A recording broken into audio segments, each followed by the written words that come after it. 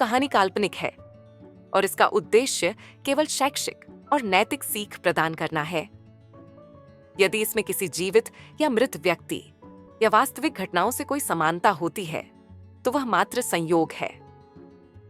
इस कहानी का उद्देश्य ईमानदारी और सत्यनिष्ठा जैसे मूल्यों को बढ़ावा देना है। इसे वास्तविक जीवन की घटनाओं या कार्यों के लिए सटीक मार्गदर्शन के रूप में नहीं लिया जाना चाहिए। कहानी ईमानदारी का फल। बहुत समय पहले की बात है। एक छोटे से गांव में रामू नाम का एक किसान रहता था। रामू मेहनती और ईमानदार आदमी था। वह हमेशा अपने काम में ईमानदारी से लगा रहता था और गांव के सभी लोग उसकी तारीफ करते थे। एक दिन रामू खेत में काम कर रहा था, तभी उसने जमीन में कुछ चमकदार चीज देखी। जब उसने खुदाई की तो उसे एक सोने का सिक्का मिला। रामू ने सोचा कि यह सिक्का उसे बहुत दौलत दिला सकता है, लेकिन उसकी ईमानदारी ने उसे यह सोचने पर मजबूर किया कि यह सिक्का शायद किसी और का होगा। रामू ने गांव के मुखिया को बुलाया और सिक्का उन्हें दिखाया। मुखिया ने कहा, यह सिक्का तुम्हारा है, तुम इसे रख सकते हो। लेकिन रामू ने कहा, नहीं, मैं इसे किसी और का मानता हूं। अगर कोई इस सिक्के की तलाश कर रहा है तो मुझे उसे वापस देना चाहिए। कुछ दिन बाद गांव में एक व्यापारी आया।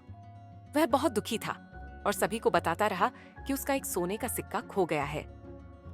रामू ने उसे सुना और तुरंत उसे बुलाया। व्यापारी ने जैसे ही सिक्का देखा, उसकी आंखों में आंसू आ गए।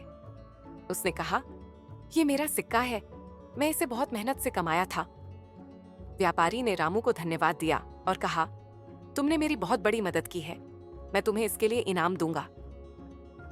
रामू ने विनम्रता से इनाम लेने से मना कर दिया और कहा, मेरी सबसे बड़ी खुशी यही है कि मैंने ईमानदारी से काम किया।